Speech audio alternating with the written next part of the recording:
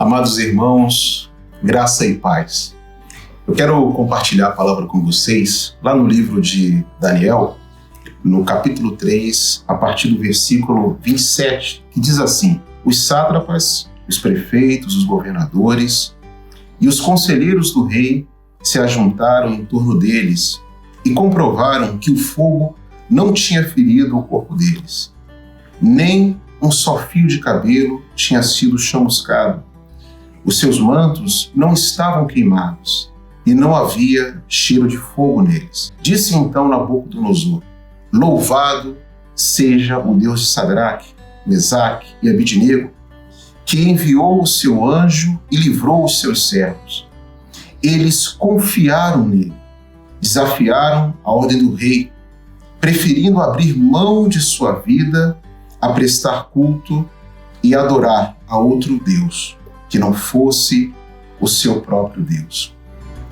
Meus irmãos, essa passagem que é bem conhecida, ela, ali a partir do versículo 24, diz que o rei amarrou 3 homens e jogou na fornalha. E de repente, esse rei olha para a fornalha e vê 4 homens desamarrados. Nesse tempo de crise em que nós vivemos, Deus, Ele nos convida a buscarmos a Ele, a buscarmos em espírito e em verdade.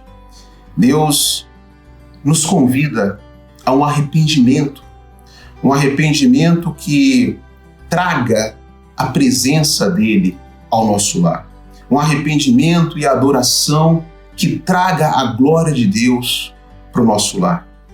Deus, Ele nos convida a um tempo de semeadura. Um tempo de semeadura que começa pela minha e pela sua vida. Que começa pela vida do nosso cônjuge. Que começa pela vida dos nossos filhos. Que começa pela nossa casa. Que nesse tempo o nosso lar possa exalar o bom perfume de Cristo. Que o nosso lar possa exalar vida. Veja bem, meus irmãos, que foram 3 homens jogados na fornalha, amarrados. E de repente o rei olha e vê 4 homens desamarrados. O que Deus ministra ao meu coração é que muitas amarras, elas somente são rompidas, são quebradas, quando a gente traz verdadeiramente a presença de Deus.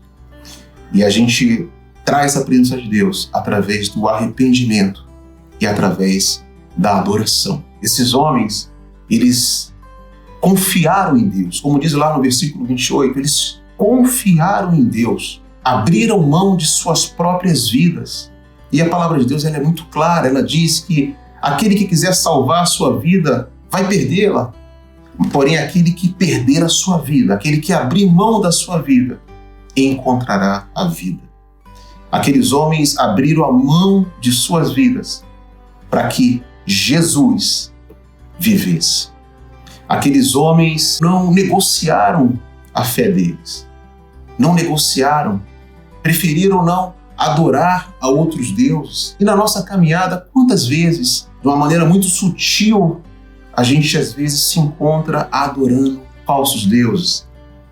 E eu te digo mais, meu irmão, em tempo de crise, como nós estamos vivendo nesse momento, o inimigo vai querer vir de uma maneira muito sutil, trazer propostas a mim e a você, para que a gente venha adorar a outros deuses. Mas não negocie a sua fé, meu irmão. Não negocie. A palavra de Deus diz que, lá no Salmos 145, versículo 17, ele diz que Deus, ele é justo em todos os seus caminhos e ele é bondoso em tudo aquilo que ele faz.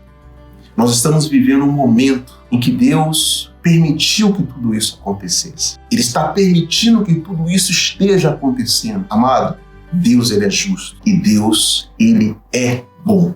Deus é justo e Deus é bom. Então, é tempo de nós semearmos, porque Deus está preparando para mim e para você, para a nossa família, para a nossa casa.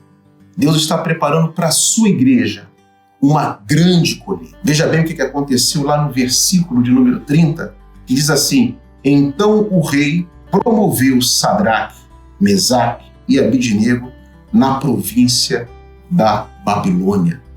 Receba essa palavra no teu coração, meu irmão. Deus tem preparado uma grande colheita para a sua casa, para a sua família e para a sua igreja. E receba essa palavra lá do versículo 26, que quando diz o seguinte: vieram os sátrapas, vieram os prefeitos, vieram os governadores, vieram os conselheiros do rei para olhar se algum dano a fornalha tinha causado àqueles homens, e nada tinha acontecido. Meus irmãos, a sua vizinhança, seus parentes, as pessoas que estão ao seu redor, elas vão querer ver a sua casa. E elas vão se espantar, que elas vão dizer: nossa, nem um fio de cabelo daquela família foi chamuscado. Nem um fio de cabelo daquela família foi chamuscado, né? E eles poderão ver ali a presença de Deus no seu lar, a presença de Deus na sua família, e vão poder glorificar ao nosso Deus. E eu queria deixar aqui um desafio para o seu coração. Comece a partir de hoje o seu pequeno grupo familiar com a seguinte pergunta: qual foi a postura de Sadraque, Mesaque e Abidnego mediante a essa grande provação que eles passaram? Comece assim o seu pequeno grupo familiar. Viva para amar e ame para viver. Que Deus te abençoe, que Deus te guarde, que Deus possa estar nos fortalecendo nesse momento, nos guardando, nos mantendo firmes na presença dEle, com nossos olhos sempre voltados somente para Ele, que é o autor e consumador da nossa fé. Amo vocês.